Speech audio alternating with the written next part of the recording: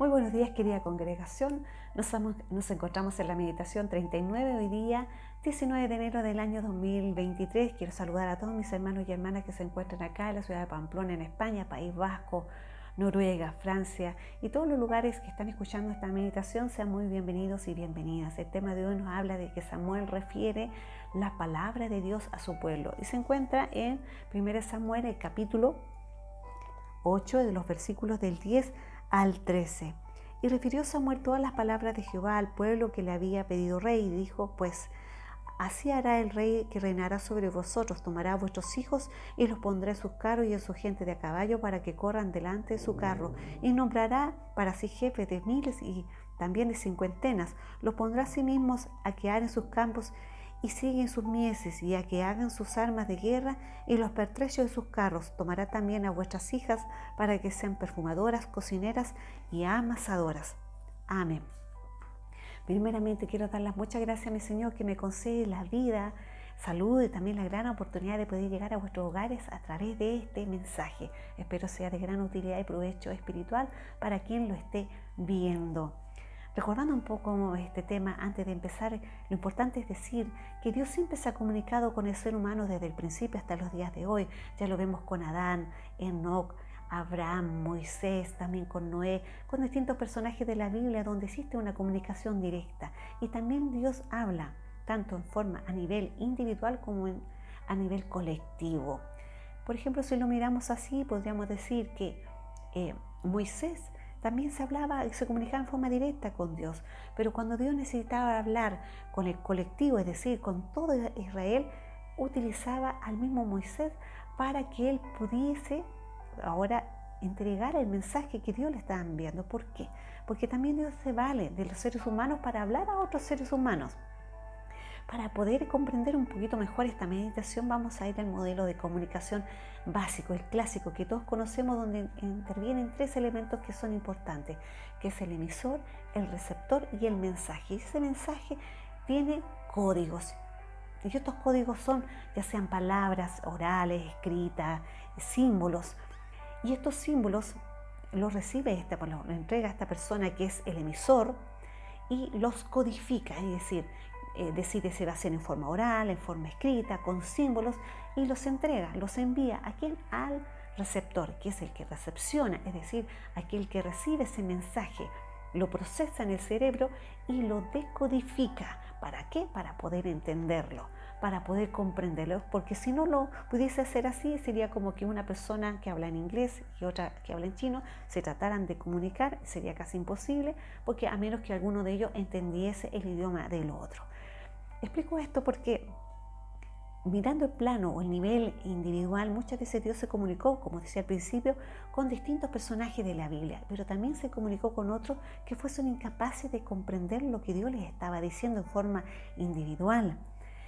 Y esto ocurre porque no existía sintonía de esa persona con Dios, porque Dios en este caso es el emisor, pero si la persona no está en sintonía con Él, simplemente no va a hablar el mismo idioma.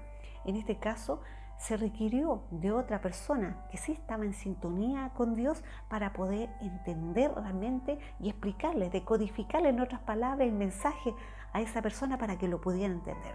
En estos casos, estos dos ejemplos son bíblicos, se los voy a mencionar. El caso del faraón, que había recibido un sueño que nadie se lo podía explicar, pero sin embargo José, que fue el único que pudo explicárselo, era porque él estaba en sintonía, en armonía con Dios.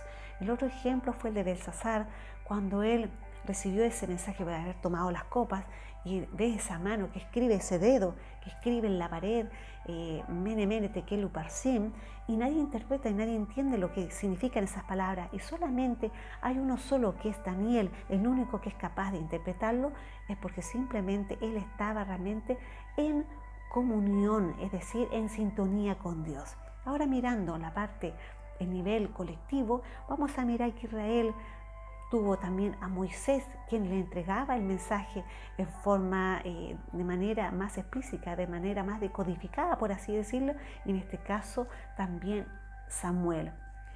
Y de este personaje quiero decir una cosa, es como hablar, decir, aparece de manera como mensajero, es como el portavoz, en otras palabras, como un profeta, es decir, el vocero de Dios, como este profeta, aquel que lleva este mensaje, aquel que es capaz de decodificar lo que Dios está tratando de decir para poder explicárselo de alguna manera al pueblo de Dios. ¿Por qué explico esto? Porque muchas veces, aunque el emisor es perfecto, en este caso es Dios, el mensaje de Él es perfecto, pero el receptor muchas veces fracasa. ¿Por qué? Porque hay elementos que hacen que ese receptor sea incapaz a lo mejor de recepcionar correctamente bien ese mensaje. ¿Por qué? Porque influyen algunos elementos como, por ejemplo, la falta de atención. Y en esto está también los sentidos. Por ejemplo, si una persona no está mirando a la persona que está hablando o no la está escuchando completamente bien, o ¿qué sucede con esto? Simplemente se va a escuchar el mensaje en una porción solamente, o no se va a entender bien, o se va a entender solamente una parte, o se va a tergiversar el contenido y simplemente no se va a comprender realmente lo que Dios quiere decir. Recordemos que la palabra del Señor nos dice que tenemos que el que tenga oídos, oiga lo que el Espíritu dice a las iglesias. Por lo tanto, que es importante esto. Y también el otro elemento que influye también en la buena recepción del mensaje es también la disponibilidad a aceptar el mensaje.